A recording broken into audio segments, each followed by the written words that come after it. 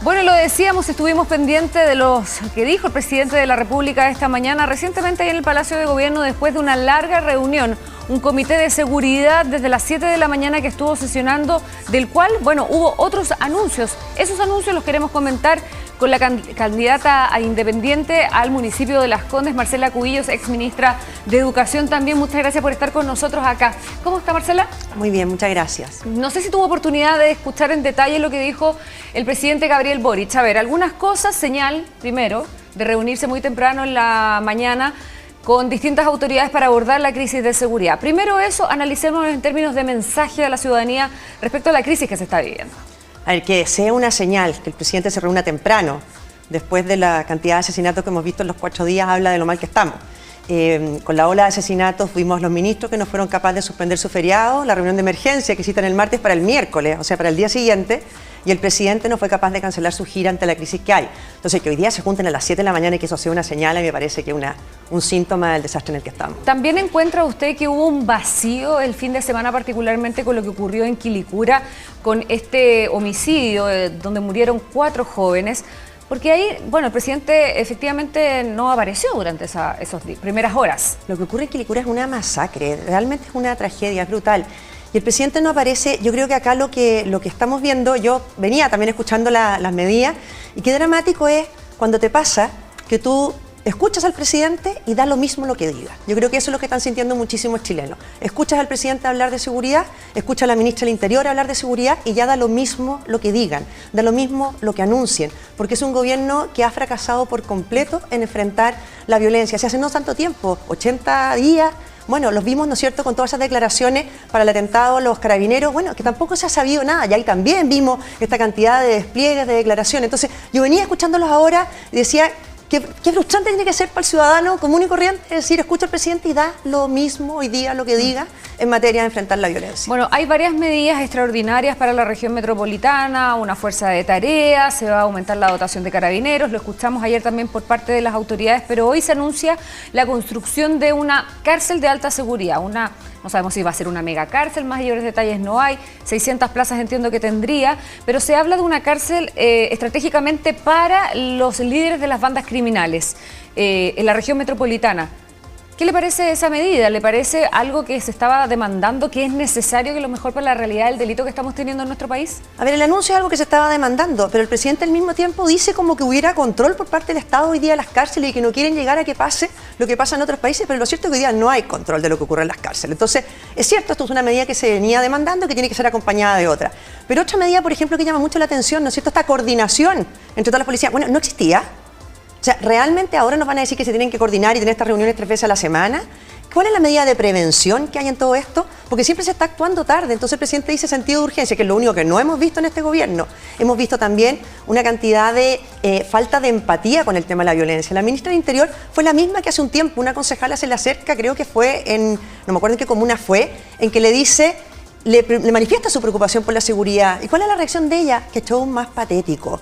El presidente lo tenemos, claro, el presidente lo tenemos en Paraguay hablando de cualquier cosa menos del crimen. ¿Qué tenemos cuando se allana en Villa Francia, los allanamientos en Villa Francia? ¿Qué tenemos el Partido Comunista del gobierno denunciando montaje? El Partido Comunista que sigue formando parte del gobierno, tiene los ministerios más relevantes, etcétera. Entonces, ¿cómo se le cree a este gobierno cuando en materia de violencia lo único que han tenido es una relación que podríamos llamar tóxica con la violencia? El presidente, bueno, más que el presidente, la propia ministra del Interior descarta la posibilidad de estado de excepción, algo que están pidiendo senadores del Partido Socialista, José Miguel Insulza, Juan Luis Castro, se han sumado a estas voces que piden mayor presencia militar en las calles. Se descarta estado de excepción, pero dicen que la presencia militar no está del todo descartada. ¿Es necesaria la presencia militar en la región metropolitana?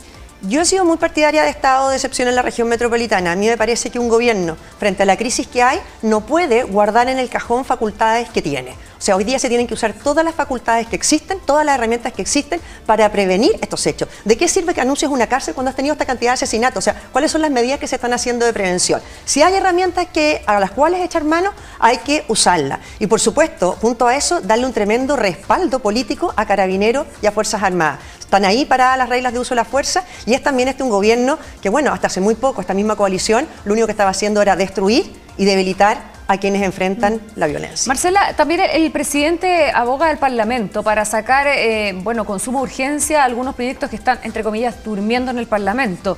En ese sentido, bueno, el llamado es ¿a la oposición o a su sector por parte del presidente?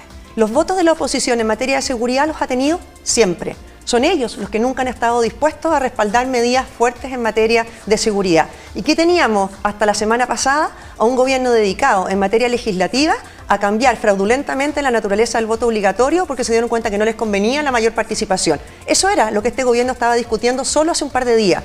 Por lo tanto, el tema de violencia, ellos lo sacan cuando ocurren crisis como esta, pero en su diario vivir lo que están dedicados es a la política y a los cálculos electorales. ¿Ahí cómo o qué tan complejo puede ser para el gobierno enfrentar los proyectos de seguridad con el Partido Comunista, que ya saben, por ejemplo, que ha tenido una mirada distinta de lo que tiene la moneda y particularmente el socialismo democrático con algunos proyectos en particular? Reglas del uso de la fuerza, por ejemplo. Pero yo no distingo en el tema de validación de la violencia, actuaron como un bloque la coalición que está en el poder. O sea, los vimos a todos validando la violencia, los vimos durante este gobierno indultando la violencia y financiando la violencia. Aquí no hay que olvidarse que los indultos y las pensiones son firmadas por la ministra del Interior y por el ministro Marcel. Vienen del mundo socialista, no comunista. Por lo tanto, esas dos almas en materia de violencia yo no la veo. Actúan igual. Cuando vemos hoy día que el Partido Comunista, ¿no es cierto?, denunciaba montaje en el allanamiento en Villa Francia, bueno, ahí siguen sentados en el ministerio, por lo tanto están gobernando abrazados. Es la misma coalición la que tiene la misma postura frente a la violencia. Defendieron un texto de la convención, la ministra Toá de vocera, defendiendo ese texto, ¿no es cierto?, un texto que debilitaba el actuar de Carabineros y eliminaba el estado de emergencia.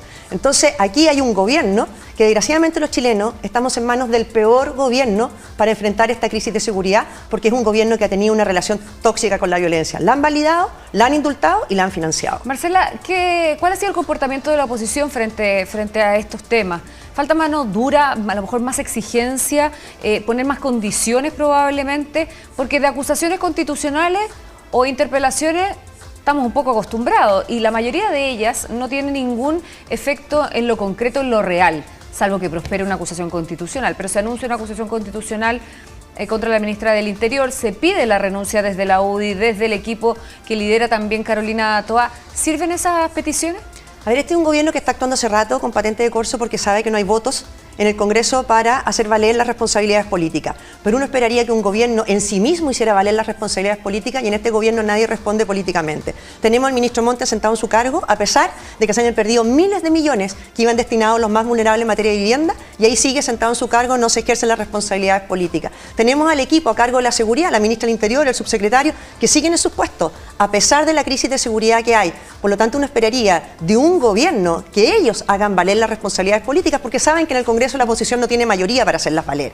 Pero en este gobierno nadie responde políticamente y el equipo que está a cargo de la seguridad es un equipo que ha fracasado. Ahora, volviendo al tema de seguridad en términos de aplicación de medidas concretas, usted dice que se necesita un estado de excepción en la región metropolitana. Hay quienes también están planteando la posibilidad de que haya redadas en la noche, toque de queda. ¿Alguna otra medida? Usted aspira a ser candidata, o sea, es candidata ya, pero aspira a ser alcaldesa de una comuna también de la región metropolitana, que se ve también afectada por la situación de contingencia que estamos atravesando a lo largo de todo el país.